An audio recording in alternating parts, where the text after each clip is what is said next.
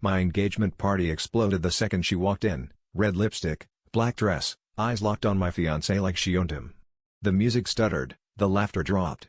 She didn't bother with a scene, she just marched up to us and said, loud enough for everyone to hear, "Congratulations, but you're already married to me." I felt every eye in the room turn to us. My heart hammered, but my fiancé just stared at her, jaw clenching, and didn't say a word. Before I could process, she pulled out a crumpled marriage certificate from her purse and slapped it on the table. His name. Her name. A date from 2 years ago. I waited for him to say it was a joke, a mistake, anything, but instead, he grabbed her arm and dragged her to the hallway. I followed, shaking. He hissed at her to leave, she laughed in his face, and then she turned to me, eyes sharp, asked him about last weekend in the city. Or don't, just keep playing house. I forced myself to stay, even when my friends begged me to run. He came back in, pale and sweating, tried to say it was complicated, that he'd meant to tell me, that she was crazy, that the marriage didn't count. But his phone kept buzzing from her, texts popping up with photos of them together from days ago.